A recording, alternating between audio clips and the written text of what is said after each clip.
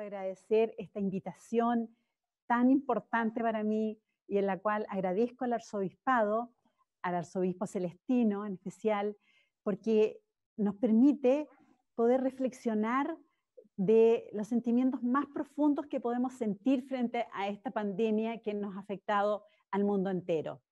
Entonces, por lo tanto, voy a dar cuenta de del temario que vamos a tratar en esta oportunidad. Por favor. La próxima. Ya. Voy a darles cuenta del temario que vamos a tratar en esta mañana para contar muy brevemente de cómo las pandemias han afectado al mundo desde muchos siglos atrás y también poder contar que claramente las condiciones sanitarias que ha tenido Chile a la llegada de esta pandemia en específico realmente no han sido las mejores porque comparativamente con otros países nuestras condiciones son mucho más débiles que en otros países. Pero ver la respuesta que ha tenido este sistema de Chile frente al COVID-19, que gracias a Dios realmente contamos con un recurso humano que es de primera categoría en su formación, en su ética y que por lo tanto ha permitido la respuesta a esta pandemia que ha sido extraordinariamente positiva. La situación epidemiológica actual que tiene nuestro país comparativamente con otros países y posteriormente referirme a los desafíos que nos llama esta pandemia. Perdón, quisiera saber qué pasa con la presentación de los slides. Está abriendo. Ah, ya. Perfecto. Bueno, me voy a pasar a la presentación propiamente tal, por si acaso. Bueno, como ya dije, las pandemias existen siglos y siglos atrás, pero obviamente algunas de ellas... ¿La próxima, por favor? ¿La próxima?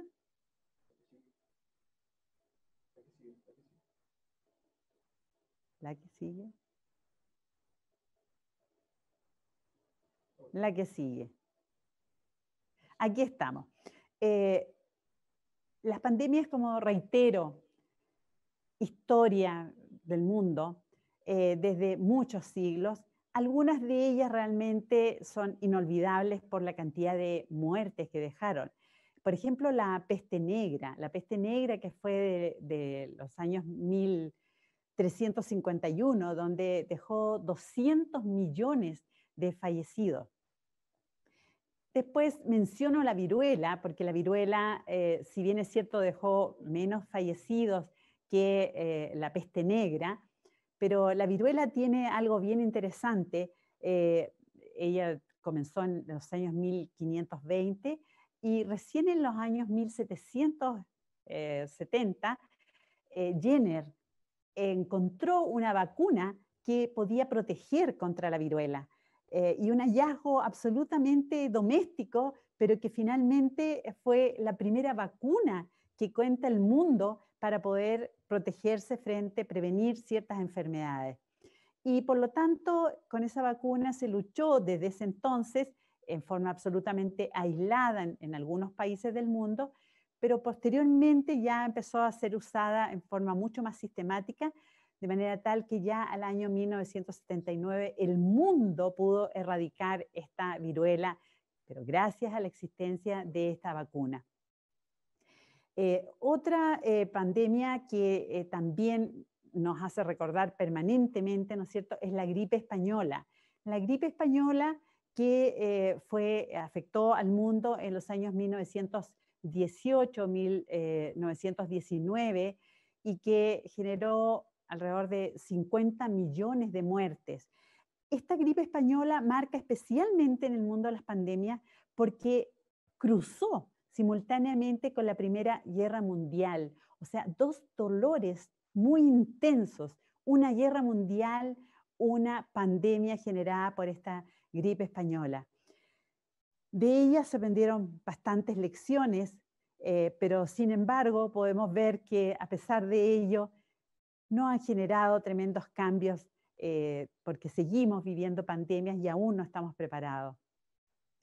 Otro problema de salud que ha sido muy relevante ha sido el VIH-Sida, que comenzó en los años 1981, que a la actualidad ya van más de 35 millones de fallecidos por VIH-Sida y que aún no se cuenta con una vacuna. O sea, nos vamos a dar cuenta que las vacunas en realidad son la principal herramienta para poder enfrentar estas pandemias o estos problemas que afectan a muchas personas.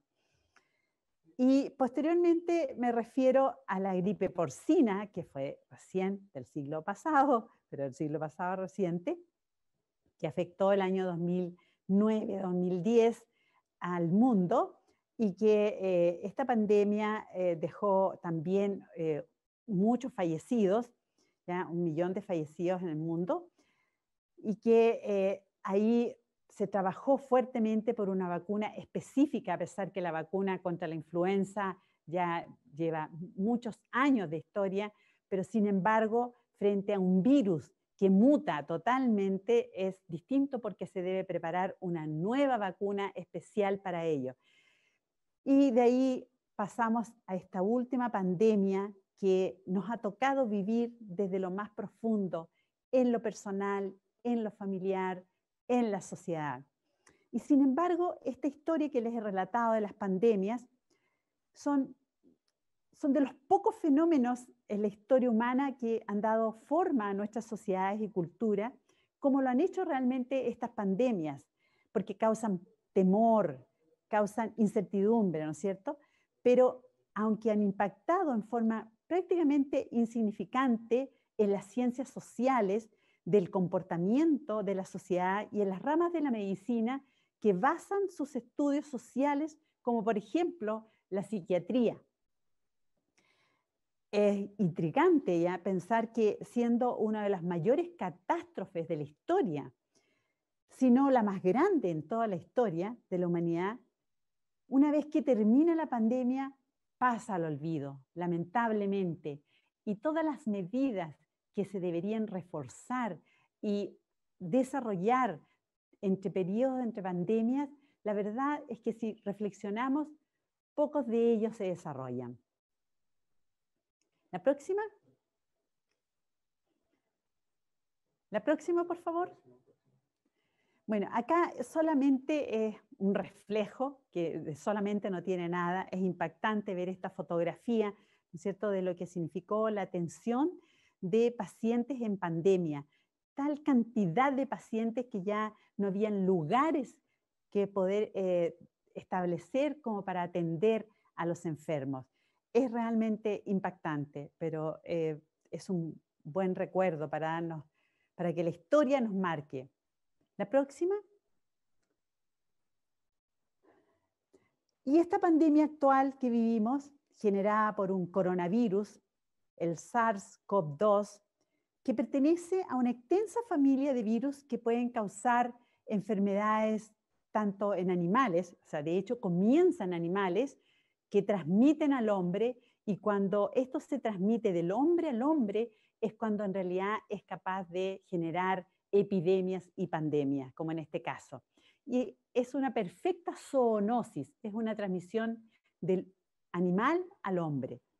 Y este coronavirus ha causado problemas en salud pública, epidemias muy importantes como el MERS-CoV, como también el SARS-CoV-1 y ahora este SARS-CoV-2. Se caracteriza este virus, a diferencia de otros coronavirus, porque posee una altísima tasa de contagiosidad, de reproducción. Es decir, una persona infectada, cuando enfrenta a una población totalmente susceptible, es capaz de transmitirle esta infección entre 2 a 7 casos, e incluso existen los hipertransmisores que pueden incluso transmitírselo a 50 personas. Entonces, por eso que ahí radica la gran importancia de lo que es nunca aglomeraciones. Y también se caracteriza porque se transmite antes de que se inicien los síntomas. Entonces, por lo tanto, ¿cómo yo me doy cuenta que estoy frente a un transmisor si realmente no tiene síntomas? Entonces, por eso radican las otras medidas que tanto se ha hecho esfuerzo en transmitirlas, como ya lo voy a señalar posteriormente. Entonces, tiene varias diferencias, como por ejemplo respecto del virus influenza, que solamente un caso puede infectar a 1.3 personas promedio. Ahora voy a hablar sobre la situación social, sanitaria y epidemiológica actual que tenemos en Chile y en otros países comparativamente con los países OCDE. ¿Cómo nos encontró esta pandemia a nuestra población, a nuestro Chile querido? Nos encontró en un muy mal momento social.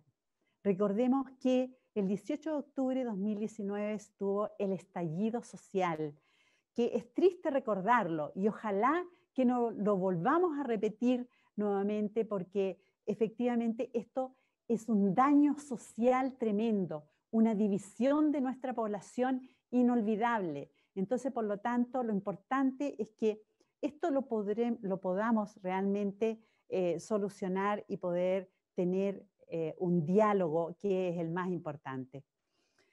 Entonces, además de encontrarnos en un mal pie debido a esta crisis social que tenemos en Chile, acá les voy a mostrar algunos indicadores comparados en países de América, Chile con México, Brasil, Perú, donde podemos ver que en cuanto a Producto Interno Bruto, que es la capacidad de producción de nuestro país, podemos ver que Chile estaba en un buen pie antes de esta crisis social y antes de esta pandemia, donde tenemos el Producto Interno Bruto más alto respecto a esos otros países.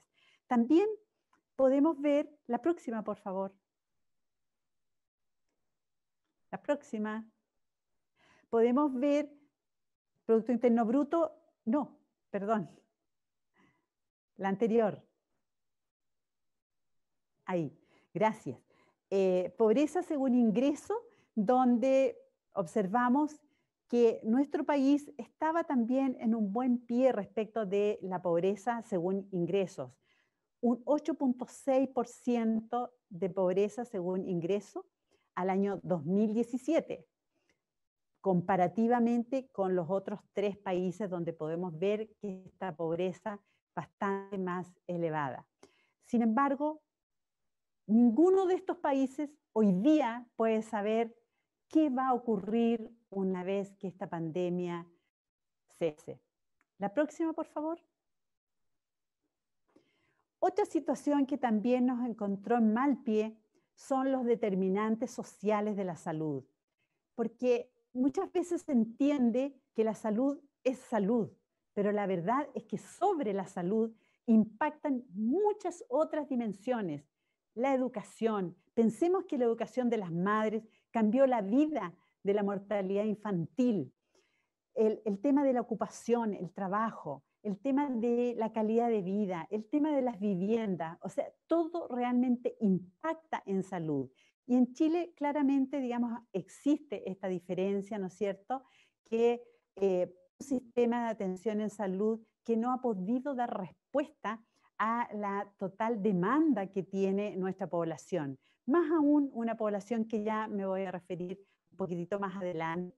Y esto, por lo tanto, ha hecho que la distribución de la salud y bienestar no sea equitativa. Por lo tanto, este es un problema, que no haya equidad, determinantes sociales a la salud que nos llevan más bien a inequidades en salud. La próxima, por favor. Y esto es lo que también les quería contar, que también, ¿por qué nos encontró en un mal pie? Porque nuestra población en realidad es una población que está cargada de factores de riesgo y hoy día el tema de las enfermedades crónicas no transmisibles está siendo un problema muy relevante. Para que solamente nos formemos una idea, el 75% de nuestra población tiene sobrepeso y obesidad, 28% padece enfermedades crónicas, el 12.3% padece de diabetes. Nuestra salud mental, una salud mental que está dañada. Un 5% padece de depresión diagnosticada y un 6.5% tiene trastornos de ansiedad. Pero peor aún es la situación de nuestra población mayor de 65 años, donde en sobrepeso, obesidad más o menos estamos igual que en población general, pero que en enfermedades crónicas vemos que un 73% padece de enfermedades crónicas, y por eso también podemos entender esta polifarmacia que tienen las personas mayores, porque padecen muchas enfermedades crónicas. La diabetes mellitus prácticamente se triplica en el adulto mayor, 30.6%, y la depresión diagnosticada en ellos varía según el tipo de instrumento que se utilice para medir la depresión, entre 7.6% a 16.3%. Pero lo que es peor aún, la mayor tasa de suicidios en nuestro país ocurre en la población mayor. Entonces, por lo tanto, ¿qué ocurre con todo esto? Ocurre que esta pandemia, justamente los principales factores de riesgo han sido la obesidad, la diabetes, la hipertensión, y por lo tanto vemos que nuestra población justamente padece de todos estos problemas. La próxima, por favor. Acá solamente hago una comparación de indicadores de Chile respecto de otro factor que, si bien no es un problema, puede ser una tremenda oportunidad, pero sin embargo tenemos que reconocer que nuestra población ha envejecido. Fíjense ustedes que la población mayor a 65 años en Chile constituye el 12%.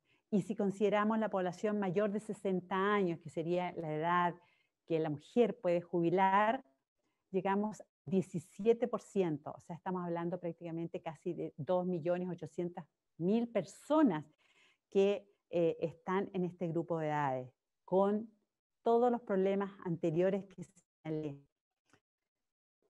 Y nuestra esperanza de vida, si bien es cierto, es un país que viene a compararse con países desarrollados, porque ya prácticamente tenemos una esperanza de vida llegando a los 81 años, pero lamentablemente hay una buena cantidad de años que no se está viviendo con calidad de vida, se está viviendo con enfermedades crónicas no transmisibles.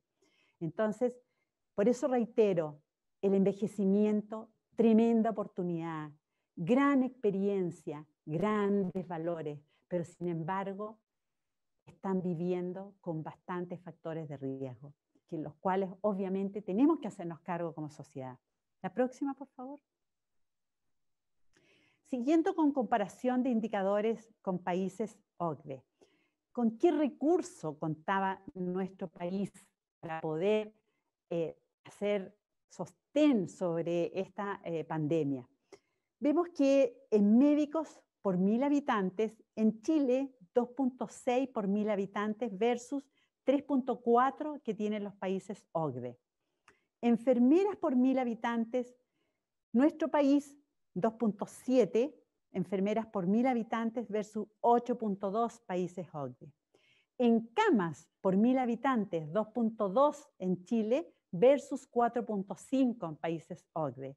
En camas críticas por 100.000 habitantes, 7.4 camas críticas versus 14.7 en países OCDE. Entonces, por eso es que les decía anteriormente que frente a las determinantes sociales de nuestro país está débil respecto de todos los indicadores de cómo poder cubrir estas tremendas necesidades que hemos tenido en estos momentos.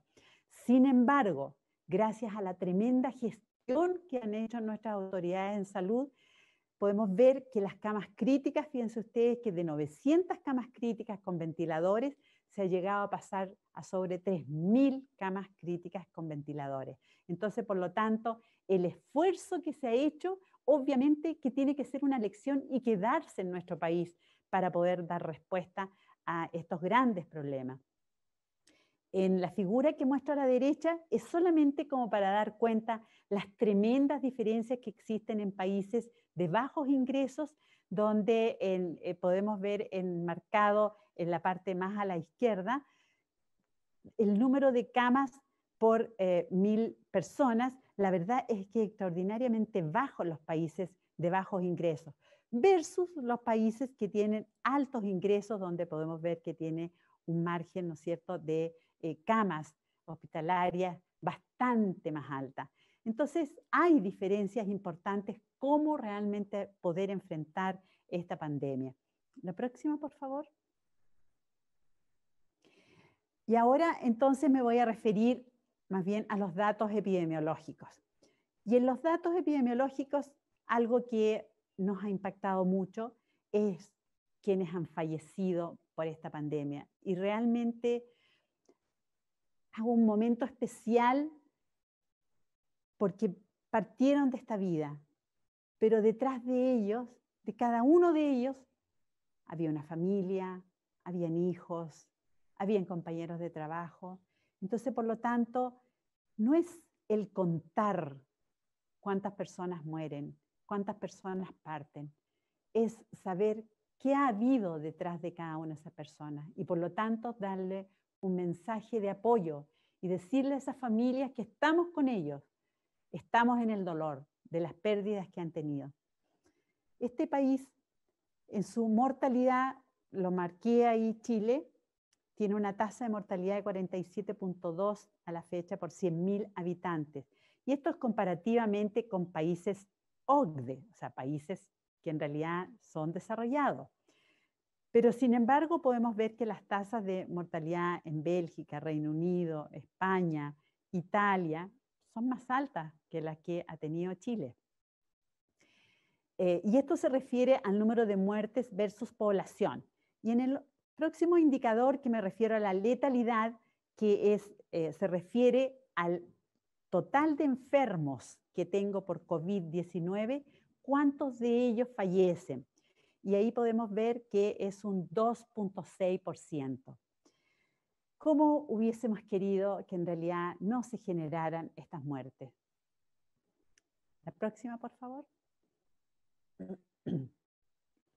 Y acá en este mapa muestro la situación actual comparada con los países de nuestra región, de la región de América Latina, sin considerar países del Caribe y sin considerar obviamente los países del norte de América, solamente América Latina. Muestro la situación de 13 países con información actualizada al 26 de julio del 2020, donde vemos que en muertes confirmadas hemos llegado a prácticamente 176.000 muertes confirmadas y en casos confirmados hemos llegado a 4.300.000 casos confirmados. Cifras extraordinariamente elevadas. ¿Por qué? Debido a esta tremenda transmisibilidad que ha tenido este virus coronavirus. Y donde se nos concentra fundamentalmente en estos 13 países esta gran cantidad de casos y gran cantidad de muertes es en Brasil, porque obviamente estamos viendo ahí en verde, ¿no es cierto? Tremendo país, ¿no es cierto? Que obviamente el más grande de nuestra región. Pero también vemos que en ese país han ocurrido muchos más casos y muertes que en países como México, que viene siendo un segundo país bastante grande en nuestra región, y también respecto de Argentina. Pero la verdad es que es distinto o es difícil entrar en comparaciones porque también las estrategias que ha utilizado cada país es diferente. Y a modo de ejemplo, nuestro país, por ejemplo, asumió hacer el testeo en forma prácticamente masiva, es decir, a todo caso sintomático se le da la oportunidad de tomar un examen de PCR. La próxima, por favor. Y acá solamente me refiero a nuestro país, los casos COVID-19 en Chile, también fechas actualizadas al 26 de julio, donde la región más afectada, más densamente poblada y donde también hay bastantes diferencias socioeconómicas en nuestra propia región, ¿no es cierto? 310 casos confirmados por 10.000 habitantes. Acá me estoy refiriendo a los casos enfermos. Pero también podemos ver que el problema se nos ha concentrado fuertemente en regiones como Tarapacá, Arica, por ejemplo, Antofagasta, que llama la atención que son lugares que tienen poblaciones jóvenes, si vemos, por ejemplo, si este análisis lo hacemos por población mayor de 64 años, justamente las regiones del norte de Chile son las regiones que tienen el menor número de población envejecida. Entonces, por lo tanto, preocupa, digamos, las conductas que pueden estar llevando en esas regiones del país. Pero nuestra región, la explicación, o sea, nuestra región, me refiero a la región metropolitana, tenemos una explicación muy clara, la región más densamente poblada y con diferencias sociales bien importantes, sociales y económicas. La próxima, por favor. La próxima.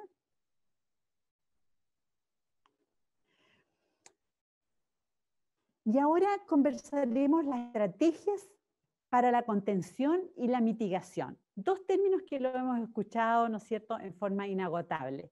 Contención es cuando un país decide cerrar todo porque quiere evitar, ¿no es cierto?, que se produzcan casos. Entonces, por lo tanto, ahí se hace un lockdown totalmente severo, cierre total, versus una mitigación que lo que pretende es que se vayan presentando casos en forma lo más controlada posible en el tiempo para que vayan adquiriendo, ¿no es cierto?, lo que más esperamos que vayan generando inmunidad, pero que lo que pretende y lo que busca, el objetivo es no provocar un colapso sanitario, es decir, que no exista tal cantidad de casos que el sistema no pueda responder en hospitalización y en uso de ventiladores cuando así se requiere.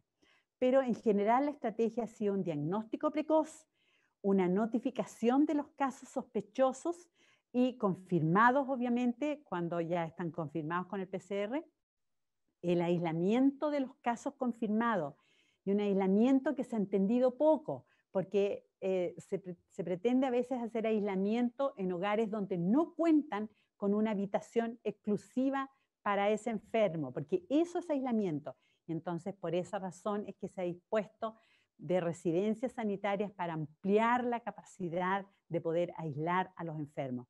La cuarentena de los contactos, donde el énfasis está en que todos los contactos tienen que estar en conocimiento de la autoridad sanitaria, de manera tal que se les enseñe, se les explique el por qué tienen que estar 14 días en observación, porque son los días de incubación de este virus, que en promedio 5 días, pero sin embargo se puede llegar a presentar los síntomas al cabo de hasta 14 días. Entonces, por eso es que es tan importante la cuarentena, que sean 14 días. Medida que por lo demás viene de las primeras pandemias en el mundo, pero que antes eran referidas realmente a 40 días, porque eran los tiempos que demoraba un barco en llegar a otro lugar.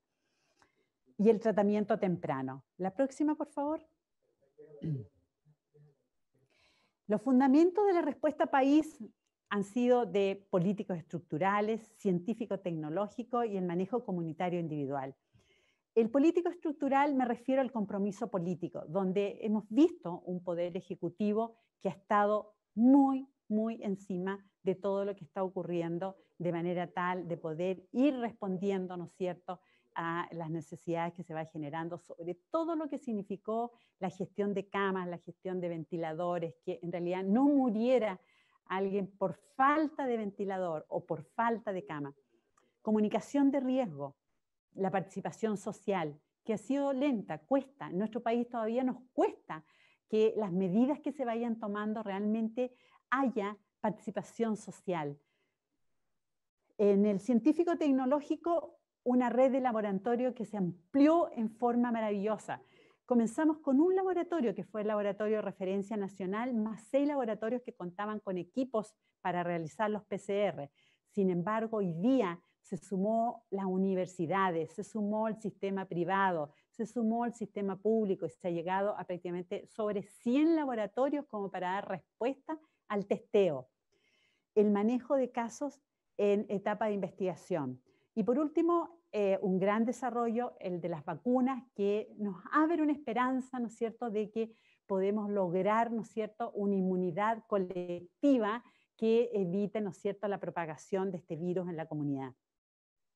Un manejo comunitario individual, que fueron la mecánica de las cuarentenas dinámicas, el distanciamiento social, cambio de conductas, el aislamiento, que lo vuelvo a repetir, que lo más importante, mientras más aislemos, realmente podremos ser capaces de evitar la transmisión de este virus y la trazabilidad de tanto de los enfermos como de los contactos. La próxima, por favor. La próxima. Otras estrategias que ha preparado Chile, esta preparación precoz para evitar el colapso sanitario, las camas críticas, ventiladores, los hospitales de campaña, la reorganización de salas y camas de urgencia y la atención primaria que hoy día tiene que pasar a jugar un rol, pero muy relevante en lo que es la trazabilidad de los casos que se van confirmando, porque esos casos tienen que ser aislados dentro de las primeras 48 horas, y esto por esa razón que se comienzan a abrir, ¿no es cierto?, estas residencias sanitarias como para darles cabida a una atención en salud social y una atención muy digna y totalmente gratuito para las personas. La próxima. Dado que en nuestro país hay varias regiones en las cuales ya se han cumplido indicadores, ¿ya?, que significa el que día a día, en forma permanente, consistente, durante 21 días van cayendo los casos nuevos diagnosticados.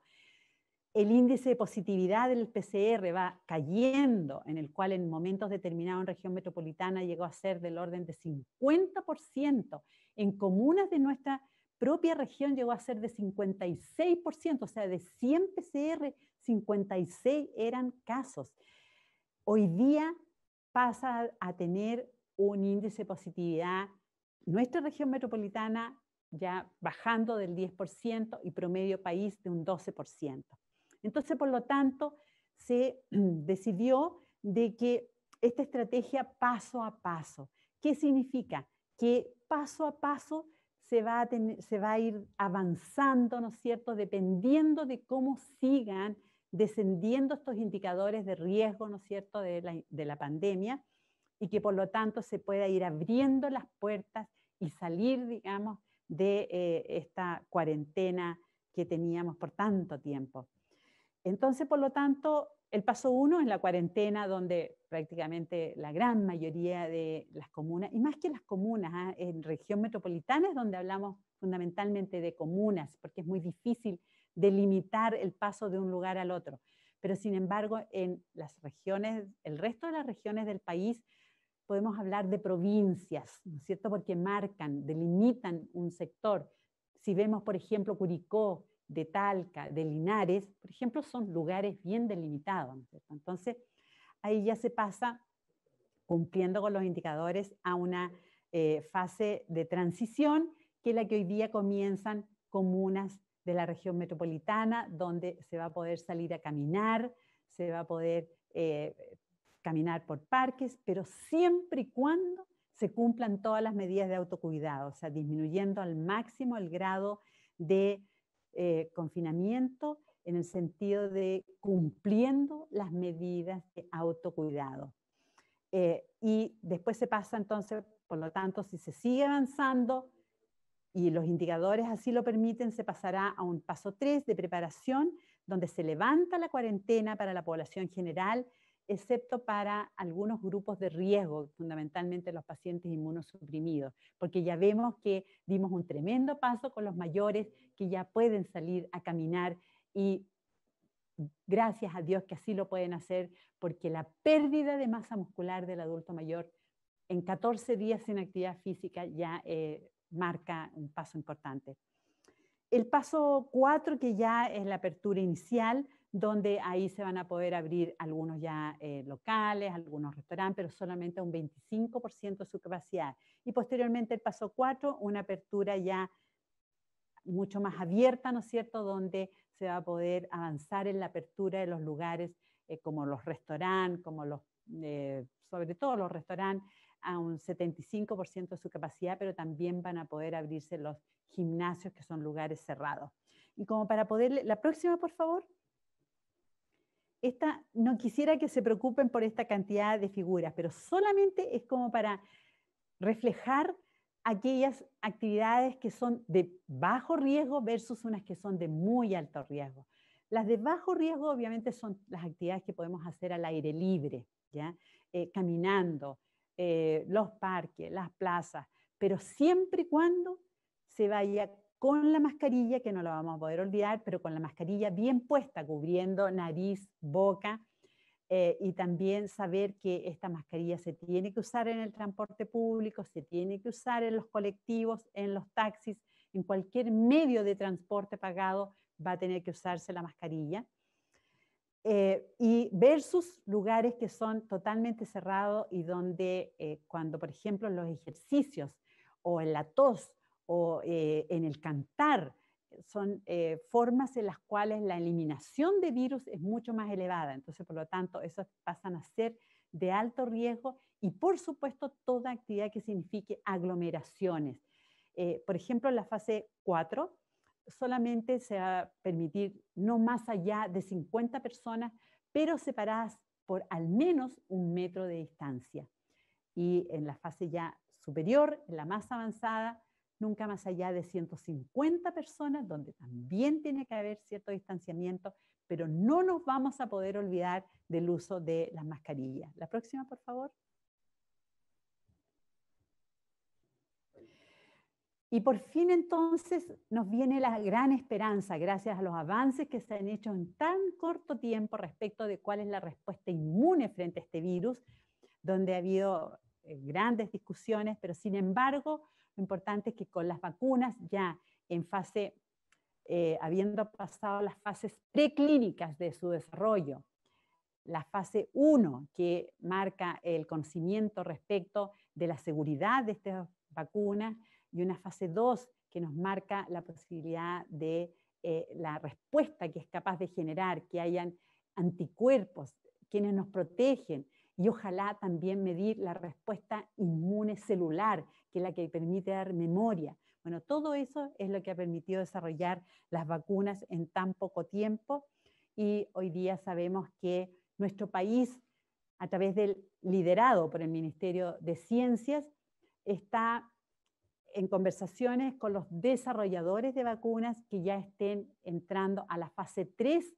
de estudios clínicos, que significa la fase en que se va a estudiar la eficacia de la vacuna y la seguridad. La seguridad nunca se pierde, pero la eficacia significa qué capacidad tiene esta vacuna de disminuir el riesgo de la infección en la población. Y en esa etapa es la que nos encontramos como país, abriendo este país a estudios fase 3 y con el objetivo de que con esas conversaciones con estos desarrolladores sean que consideren este país como un país en el cual se le va a dar costos preferenciales o se le van a otorgar dosis importantes de vacunas para nuestra población. Eso es muy importante. Soy una creyente total en las vacunas porque efectivamente he visto el impacto que ellas generan en la disminución de las enfermedades inmunoprevenibles en los niños. Buena parte de la mortalidad infantil ha sido la disminución de las muertes por enfermedades inmunoprevenibles. La próxima, por favor. Un resumen entonces, ámbito de acción para el manejo de la pandemia, la mitigación y la contención, todo lo que tiene que ver con los aspectos sanitarios, o sea, el reforzamiento del sistema de salud, el que existan camas, disponibilidad de camas, camas críticas sobre todo, el que exista la disponibilidad de la realización de exámenes, de la detección de casos. Aspectos económicos, medidas de apoyo a hogares. Sabemos que aquí nos viene una crisis social y económica muy importante porque las pérdidas de trabajo han sido relevantes, sobre todo en las pymes. Después, por último, como medidas que tienen que ver con el estrés postraumático. Yo creo que van a ser pocas las personas que van a poder dar el apoyo emocional que hoy día se necesita. Ha sido muy duro el encierro, muy duro la soledad, muy duro el aislamiento. Entonces, por lo tanto, hay que ver cómo poderlo trabajar. El otro aspecto muy importante es apoyar en la espiritualidad. Creo que es un valor tan relevante donde puede a las personas muchas veces sanar del alma gracias a la espiritualidad. El refuerzo de los valores. Yo creo que todos debemos hacer el esfuerzo de hacer lecturas, reflexiones en torno a los valores. ¿Qué es lo que significa la generosidad? ¿Qué es lo que significa la transparencia? ¿Qué es lo que significa el poder conversar con el otro, el poder entenderlo, el poder dialogar? La próxima, por favor. Desafíos pendientes es la necesidad de transformar el sistema de salud de Chile. ¿Por qué razón? Porque si sigue en el Ministerio de Salud un sistema dado una subsecretaría de salud pública y una subsecretaría de redes asistenciales, ¿para dónde se van los recursos? Hacia redes asistenciales. Y por lo tanto, hoy día más que nunca ha quedado claro que la salud pública ha sido la herramienta fundamental para salir adelante de esta gran pandemia. Y por lo tanto es necesario reforzar la atención primaria, reforzar todo lo que es la prevención. Y además tiene que haber un compromiso de todas las universidades y los institutos que forman a gente en salud, de que debemos hacer un switch, ya no solamente centrarnos en la enfermedad, sino que también centrarnos en lo que es la formación preventiva, el prevenir. La próxima, por favor. Sigo con la atención primaria, que es la que está más cercana a la gente. Quien más conoce a su gente en una comuna, en un lugar, son los CEFAM, los centros de salud familiar, porque ellos están alrededor de las personas y conocen sus problemas. Entonces, por lo tanto, la atención primaria es fundamental para la salud y bienestar de nuestra población.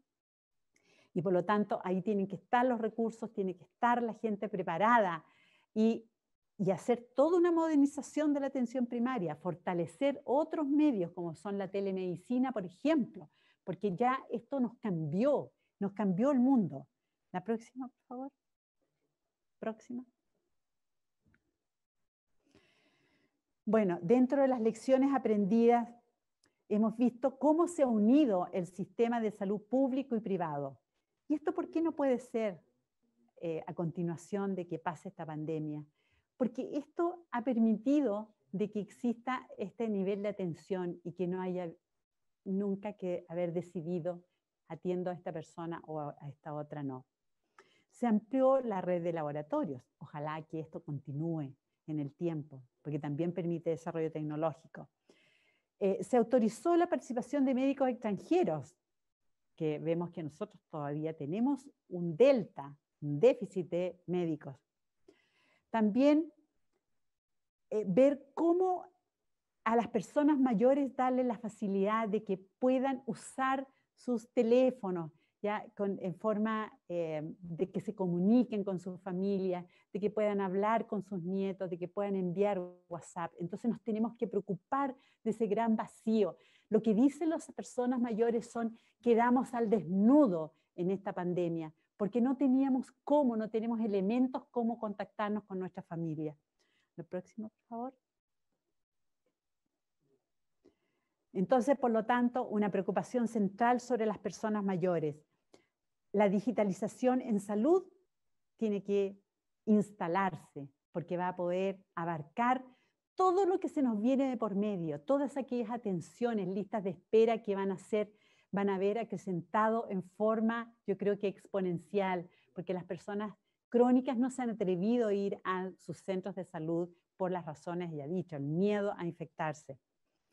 También conciliar la existencia de datos en forma transparente, la información, siempre obviamente respetando la confidencialidad y los datos sensibles de ellos, pero también tener mucha humanidad para poder transmitir la información. Detrás de cada enfermo, detrás de cada fallecido, hay muchas personas. Hay mucho dolor. Y también construir patrones de riesgo, o sea, poder tener inteligencia que permita predecir con anticipación dónde están los riesgos fundamentales. La próxima, por favor.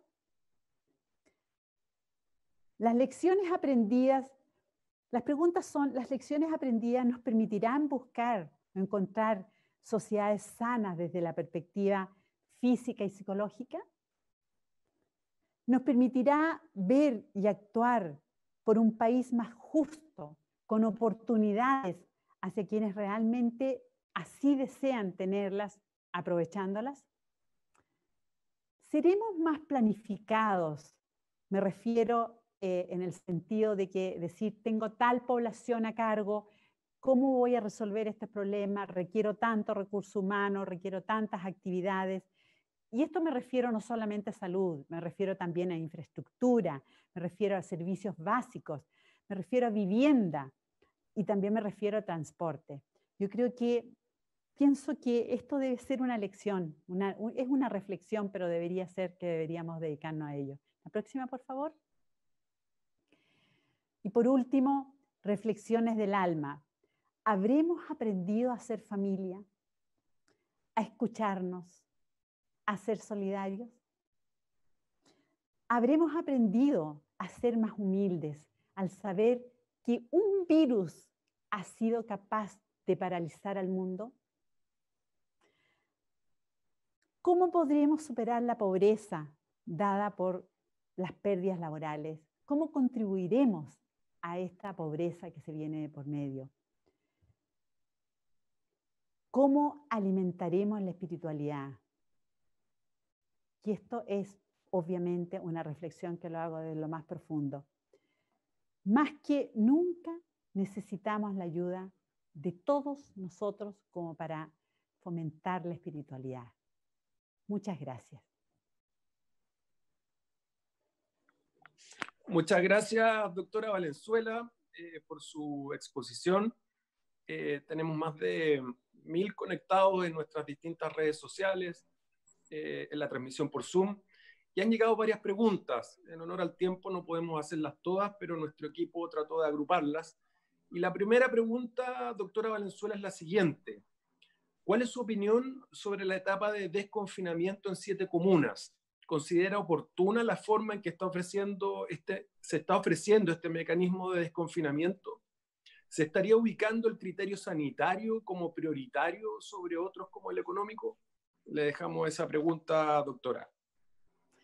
Bueno, las comunas que fueron seleccionadas lo fueron porque realmente cumplen con los criterios de los indicadores epidemiológicos, sobre todo de lo que es la disminución de casos nuevos ¿ya?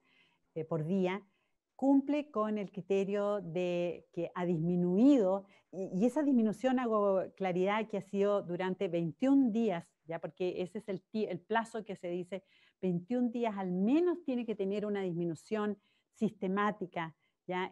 Durante este periodo. También se cumple con la positividad de los PCR, o sea, el testeo, aunque hemos visto cómo se ha mantenido en cifras de 18.000 exámenes, 19.000, incluso por ahí la semana pasada fue 21.000 exámenes, y así todo la positividad de este diagnóstico de testeo ha ido disminuyendo. Entonces, por lo tanto, en estas comunas también, especialmente, tienen un índice de positividad que claramente está a la baja.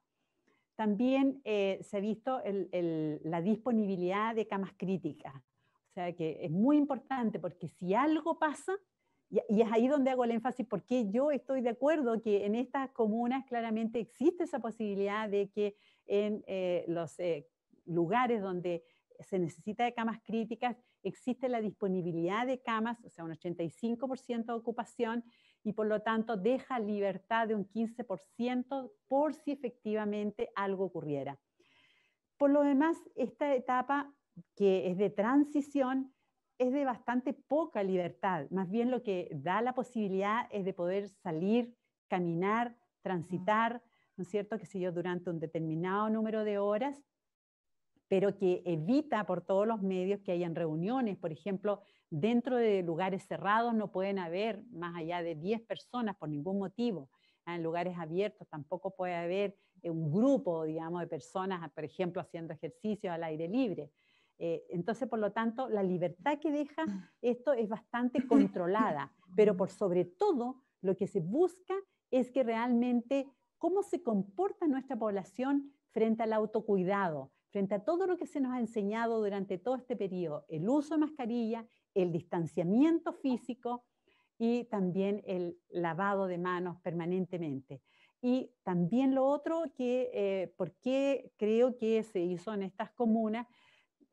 Porque cumple claramente con los indicadores que antes señalé, pero también es importante que sabemos que si llega a ocurrir un brote, se va a poder reaccionar en forma mucho más oportuna, va a ser algo mucho más controlado, por ejemplo, que si se levantara la cuarentena en toda la región metropolitana. Por ejemplo, hoy día es 1 millón de habitantes versus 8 millones de habitantes que sería cuando se levante en toda la región metropolitana. Entonces, poder controlar lo que ocurra en un grupo de 1 millón de personas versus lo que ocurra en 8 millones de personas es diferente. Entonces, por esa razón creo yo que se tomó, obviamente, nosotros como comisión, como consejo asesor, damos los indicadores en salud, que son los que he señalado. Muchas gracias, María doctora. Teresa. Natalia, ¿tú tienes otras preguntas? Sí. Llegó otra pregunta. La desconfianza en las autoridades generada después del estallido social del 18 de octubre, ¿ha afectado las normativas para superar la pandemia? Esto mirado en un contexto general. ¿Cuáles deberían ser las bases que permitirían a nuestro país sobrellevar esta pandemia y contribuir a una justicia social? Bueno, pienso que, claro, este estallido social, sin lugar a duda, sigue pesando, ¿no es cierto? Sigue penando en esta pandemia donde nos vemos todos afectados y donde en realidad todos quisiéramos que estuviéramos unidos en una sola línea, ¿no es cierto? Siguiendo las indicaciones que da la autoridad sanitaria. Pero sin embargo, ¿por qué creo que sí está pesando? Porque basta ver quiénes son las personas que más se han apegado a todas estas normas, estas indicaciones. Son la gente que es tranquila en su vida, los adultos mayores creo que son los más ordenados que hay, ¿ya? Pero sin embargo, ¿dónde hemos visto la rebeldía? ¿Dónde se han hecho estas fiestas? ¿Quiénes son? Gente joven, gente que en realidad tiene de por sí una rebeldía frente al sistema. Entonces, por lo tanto, es ahí donde creo que es importante trabajar, pero vamos a poder trabajar dialogando. Pero yo creo que el de dialogar, es un tema de todo. Yo creo que es un tema que se tiene que conversar al interior de las familias, se tiene que conversar al interior de los lugares de trabajo, porque hay distintas posiciones y por lo tanto lo más importante no es ver la diversidad o que la diversidad es una amenaza. No, no es una amenaza. Es como para llegar a un punto de encuentro. Y eso es muy relevante. También algo muy importante que señalaba anteriormente dentro de las determinantes sociales, la participación social. O sea, nosotros tendemos a temer al exponer nuestras posturas, ¿no es cierto?, frente a, por ejemplo, una comuna o un grupo de vecinos. La verdad es que lo que menos deberíamos tener en este momento es temor, porque aquí se necesita diálogo, se necesita consenso.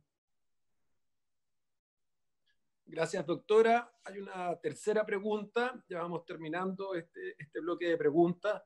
Dice una persona que nos sigue por redes sociales: dando por bueno que la estrategia adoptada fue la mitigación, entendiendo con eso una propagación relativamente controlada, ¿ha sido la estrategia mejor? ¿Cuál sería un ejemplo de una buena mitigación? Bueno, lo que pasa es que donde puedo señalar muy buenas experiencias también son países que tienen otros sistemas, ¿no es cierto?, que son mucho más controladores. Por ejemplo, yo diría Singapur, Corea del Sur, Vietnam, y todos ellos, digamos, han podido llegar a los celulares de las personas, qué sé yo, en los cuales realmente se están moviendo, porque a nosotros lo que nos ha jugado muy en contra es el tema de la movilidad, ¿ya? Muy en contra. O sea, lo que menos se respetó en esta pandemia, en esta cuarentena, que sí entiendo que ha sido prolongada en el tiempo, pero sin embargo lo que menos se ha respetado es la movilidad social. Y eso se ve, se ve en grandes números, qué sé yo, a través de los celulares, ¿no es cierto? Cuántas veces salen las personas, pero no se puede identificar la persona. En esos lugares inmediatamente les llega al celular de la persona que está incumpliendo las reglas, de que hacerla ver de que está incumpliendo. Y ahí obviamente es más compleja la situación.